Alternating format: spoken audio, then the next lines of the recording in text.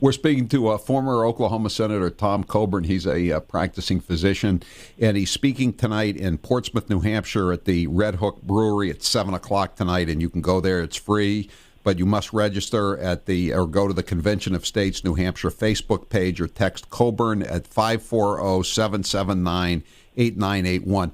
What will you be talking about tonight, Senator, in case anybody's interested, maybe going by the event in Portsmouth? I'm going to be talking what we as individual citizens can do to restore our country. The visionary leadership of returning us to a country that has limited government, that has the rule of law, that has economic freedom, and that reinstitutes the knowledge and virtue of our founders, and how we do that. And our founders gave us a way to fix our country. It's called Article 5, Convention of States. And if you want to just complain, don't learn about what our founders did. But if you want to actually be a part of fixing our country, come listen to what our founders gave us as a way to rein in Washington, restore liberty and freedom, lessen the cost and intrusion of the federal government into our lives, and restore this great country called America. But what are the odds, though, that we would ever get at this kind of convention? I mean, I know Republicans. I think they're high. Really? They're high.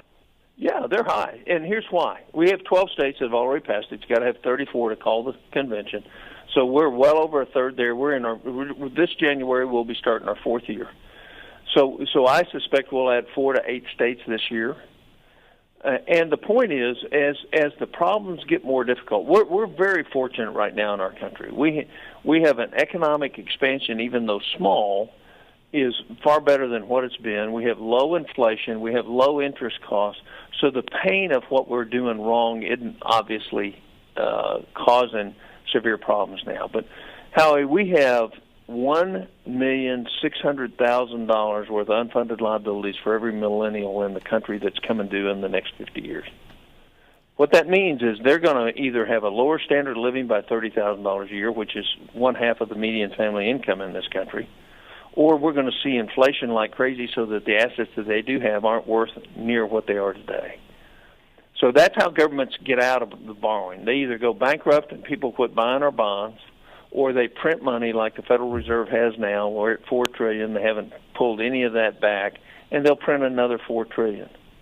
But at some point in time, people are going to quit loaning us money because we don't. Right now, that unfunded liabilities plus our debt of $20 trillion, that's $144 trillion combined, is $40 trillion more than the entire net worth of the country.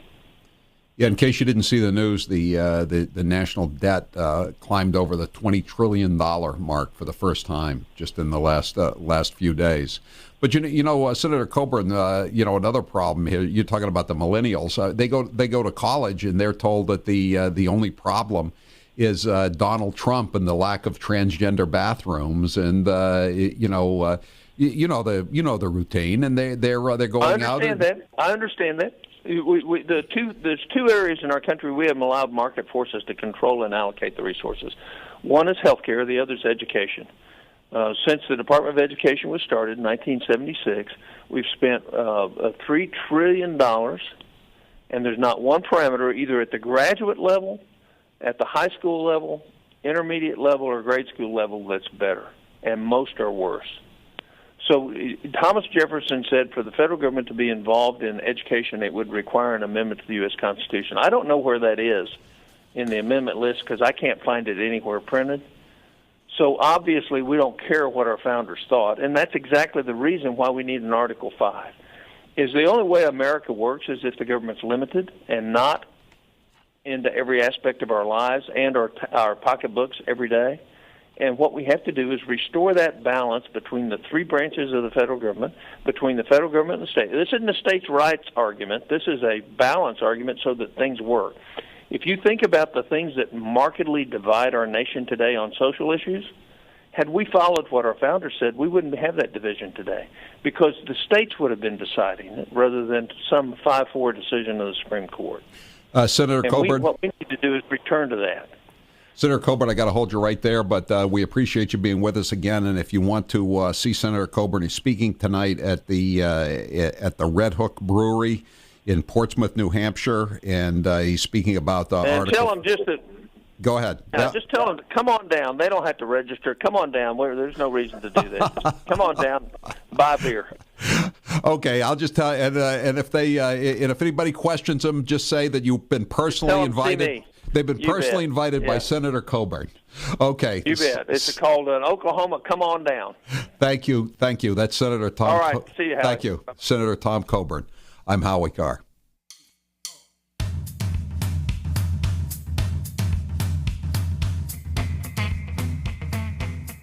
Sign the petition at cosaction.com and get as many of your friends and family to do the same. With your full address, your state legislators will know that you really are their constituents in their district. Our success depends on you, so we're inviting you to be part of history. Let's invoke the constitutional solution that's as big as the problem.